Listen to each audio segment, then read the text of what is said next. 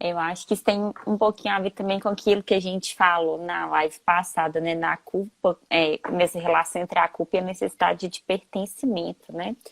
Que a gente estava até conversando sobre isso quando eu trouxe as minhas próprias culpas, assim, como é que e isso ficou muito claro para mim, assim, essa necessidade da dificuldade de errar, de desapontar o outro, porque que às vezes esse peso da culpa, né, a gente potencializa isso porque a gente quer pertencer, então, assim, quando algo não sai aqui, diferente daquilo que eu espero, eu me sinto menos digna de pertencer, né? Ou eu me sinto como se eu estivesse desapontando. E aí existe uma linha tênue também, que eu fiquei pensando sobre isso depois, assim, que, o que que é a nossa projeção, a nossa expectativa do ser certo, ou, assim, a gente projeta, né, em cada ato, em cada ação nossa, um resultado possível, né? Mas às vezes os outros nem esperam disso da gente. Então, assim, tinha que, para mim, eu tinha que ser a melhor aluna da sala, ou eu tinha que ter passar em todos os processos seletivos. E para os meus pais, talvez isso nem fosse tão relevante, assim, mas era uma projeção minha que eu achava, se eu fizesse, eu vou ser amada e eu vou ser pertencente, assim, né? Aquilo eu vou potencializar esse amor, assim. Então é muito interessante quando você consegue entender e dissociar, assim, um pouco do que é sua auto-expectativa, o que é sua auto-cobrança, assim, o que é sua necessidade de se sentir amada e como isso vai alimentando a culpa, porque às vezes você se coloca naquele ciclo de culpa, ansiedade ou de uma autofrustração muitas vezes, né? Em relação à expectativa do outro, mas na verdade é algo que é seu, assim, independente do resultado que tivesse aquela ação, por exemplo. Você seria amada do mesmo jeito. Quando você entende mais profundamente que esse amor, ele independe dos seus feitos, que esse amor existe porque você existe, assim, isso te traz uma paz, assim, e te dá essa clareza para perceber, assim, olha, de fato, às vezes era uma alta exigência minha, assim, as coisas ficam mais leves, né? Então, eu acho que quando você traz muito isso de transformar essa culpa de vilã em aliada, é entender como esse marcador ele pode ser importante para você se auto-observar e conseguir ter essa clareza de aspectos internos seus, né? Assim, é como se você tivesse uma grande oportunidade das suas mãos de deixar o outro um pouquinho de lado, mas aprofundar esse olhar sobre si mesmo, né? Exatamente, né? Isso mesmo, assim, de começar a enxergar assim, por que eu me sinto tão culpada? Quais podem ser as origens dessa culpa a nível profundo, né? Então, assim, eu posso transformar isso em uma oportunidade de crescimento, de transformação interna. Será que eu me sinto tão culpada assim? É porque eu faço tantas coisas assim que não são adequadas? Ou será porque eu carrego dentro de mim muitos pesos, muitos medos, muitos sentimentos de inadequação, muita autocobrança, né? E aí a gente vai entrando nisso. E é isso que você trouxe também, Laura, dessa necessidade de pertencer que nós temos, né? Porque somos seres sociais e temos medo de perder esse pertencimento. E é o que eu volto a falar, que a gente conversou na live passada, assim, as feridas da nossa criança aí tá muito a ver, muitas vezes, né?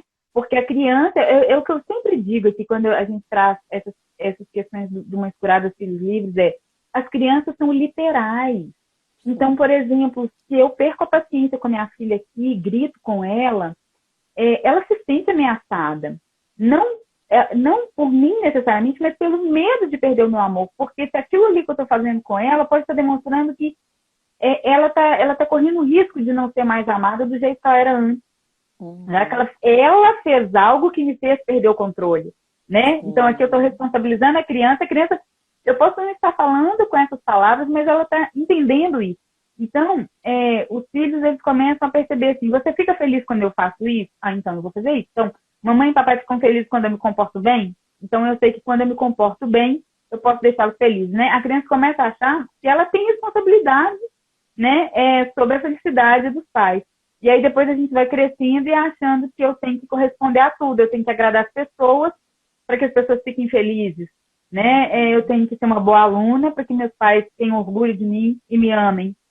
Porque caso eu seja uma aluna ruim, né, por exemplo, que não corresponda a todas as expectativas dos meus pais, de repente eu posso frustrá-los nas expectativas deles, eles podem deixar de me amar, né?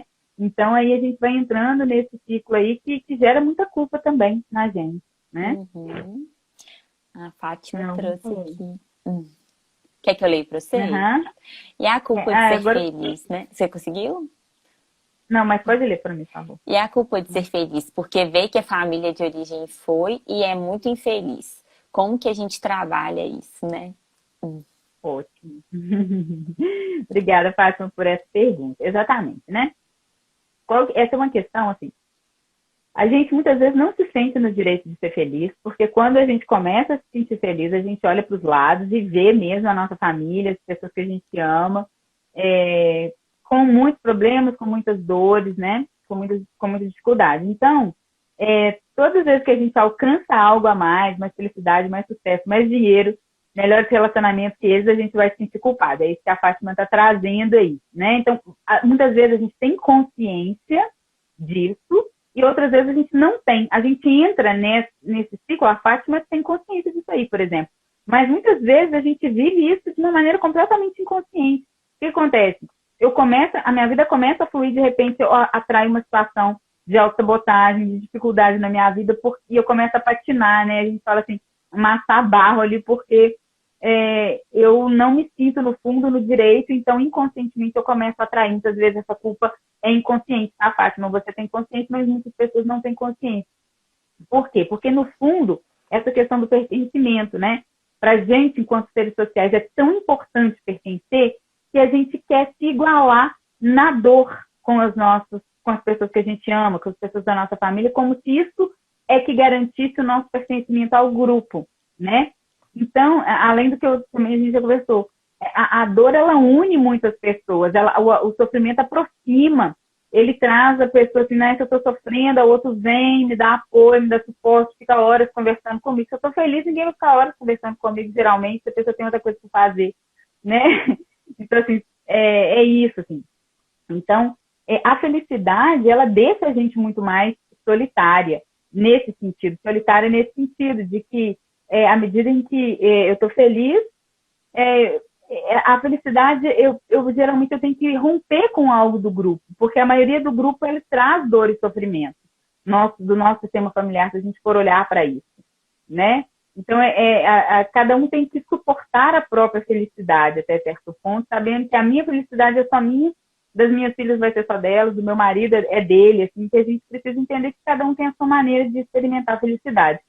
Mas aí a Fátima perguntou como romper com isso. Quando eu olho para ele, Fátima, e percebo que, por exemplo, se eu me igualar ao sofrimento com a minha família, eu não estou ajudando, eu não estou deixando a minha família mais feliz. A gente tem a sensação de que se eu sofrer junto, eu alivio a dor do outro, né?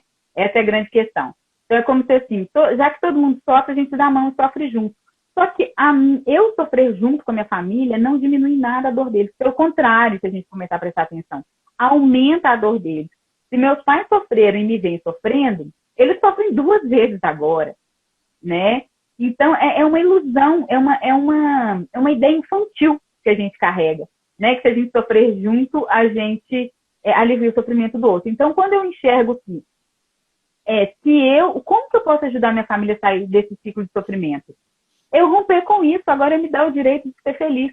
Quando eu me dou o direito de ser feliz, no primeiro momento vai parecer um pouco estranho ali no meu sistema, né? Todo mundo sofre, uma pessoa sofre menos, é mais feliz. Mas logo em seguida, sabe o que acontece? Daqui a um tempo, todo mundo começa a olhar para mim e vai falar assim, ué, se ela pode, a gente também pode, né? E isso gera no grupo como um todo uma percepção de que sim, é quase uma permissão, né? Uma percepção de que é permitido ser feliz.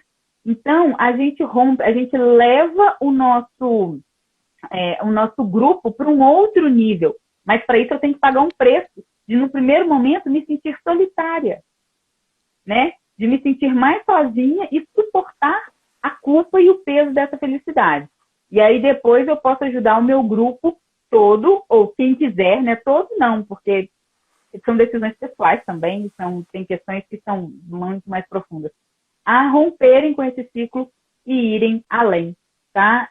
Então, como que a gente rompe? Quando a gente enxerga que sofrer junto não ajuda.